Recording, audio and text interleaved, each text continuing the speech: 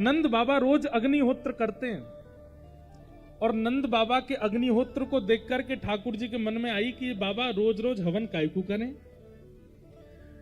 एक दिन ठाकुर जी नंद बाबा से बोले, बाबा जे तुम हवन कायकू करो। अब छोटे बालक को कई बार बड़े लोग सहजता में समझा देते हैं। नंद बाबा ने कही, लाला अग्निदेव को प्रसन्न करवे से सब मनवांछित इच्छा पूरी हो में, या मारे मैं अग्निदेव को प्रसन्न करूं हवन करके। ठाकुर जी दौड़ करके अपने सखान के पास गए, मधुमंगल श्रीदामा तन सुखा मन सुखा धन सुखा सुबल तो सबके पास जाकर के ठाकुर जी बोले, भैया मेरी बात सुनो, आज मैंने नंद बाबा से पूछी और नंद बाबा ने मुंह को एक बहुत जोर को तरीका बताया मनवांछित इच्छा पूरी करवे को। मधुमंगल श्रीदाम बोले, लाला कौन सी मनवांछित इच्छा? 3.5 बरस के लाला छोटे से, और छोटे से ठाकुर जी अपने सखान पे कह रहे हैं, मैया को तो चिंता है ना रही, बाबा को तो मेरी चिंता है ना, लेकिन मो को मेरी बड़ी चिंता है रही है कि मैं बूढ़ा है तो जा रू मेरो ब्याह कब होएगो। 3.5 बरस को हैगो मेरो अभी तक ब्याह ना है भयो। अब भैया मैं आज सो यज्ञ प्रारंभ करूंगो और यज्ञ ते अग्नि भगवान को प्रसन्न करके कहूंगा मेरो जल्दी जल्दी ब्याह करावे। छोटे से लाला सब ग्वाल बालों को लेकर के बैठ गए और अग्नि प्रज्वलित करके सूखे पत्तों की अग्नि जला करके और उसी में ओम नमो स्वाहा कुछ भी उल्टा सीधा बोल करके हवन कर रहे थे। इतने मधुमंगल बोलो, लाला यज्ञ करवे के बाद ब्राह्मण भोजन कराया जाए। अब यज्ञ तो है गो, ब्राह्मण भोजन कौन कराएगो?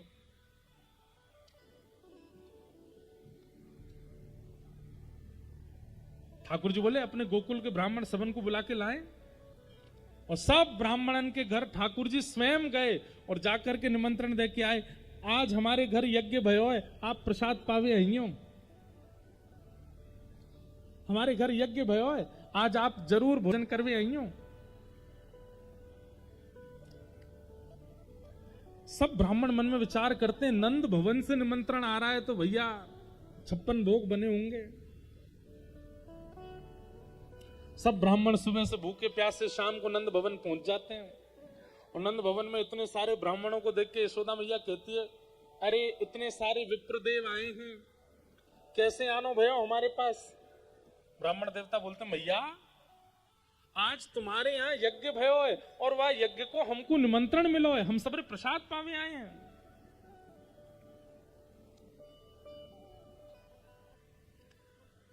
यशोदा मैया बोली, हमारे यहाँ यज्ञ भयो होगा तो मुझको तो पता चलती, मुझे तो पता ही ना कौन सा यज्ञ भयो, और आपको निमंत्रण कौन? नंद बाबा ने निमंत्रण दियो? ब्राह्मण बोले, नंद बाबा ने नहीं दियो, आपके नेक्स्ट से लाला आए हमारे पास निमंत्रण देवे। मैया बोली, और वाकी बात तुम मान के चले आए?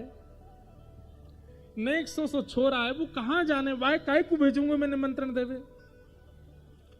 लेकिन अब आप सब आ गए तो खाली हाथ तो मत जाइयो, कछु पवाऊंगी, लेकिन पहले या लाला है तो ढूंढू है कहां। ढूंढते ढूंढते यशोदा मैया गई तो नंद भवन के पीछे ठाकुर जी खेल रहे हैं। जैसे ही यशोदा मैया वहां पहुंची, लाला ओ कन्हैया यहां पे आ। ठाकुर जी ने जैसी देखी यशोदा मैया बुला रही, पर यशोदा मैया के पीछे सबरे ब्राह्मण खड़े हैं जिनको निमंत्रण दे के आए। ठाकुर जी बोले, हे मधुमंगल, हमने तो झूठे को निमंत्रण दिया, ही तो सांची को आगे सबरे।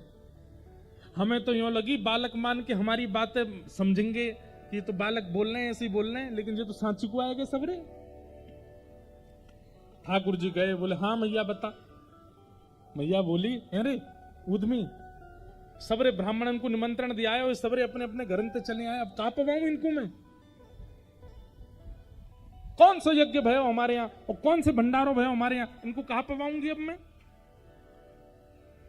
ठाकुर जी धीमे से सब ब्राह्मणन को देख करके बोले, मैया मेरी तेरी सौगंध खा के कह रहा हूं, मुझे तो जो ना पता इनको घर कौन सी गली में, सब झूठ बोल रहे हैं, ऐसे चले आए हैं, मैंने ना बुलाए जे। ऐसे हमारे ठाकुर जी हैं।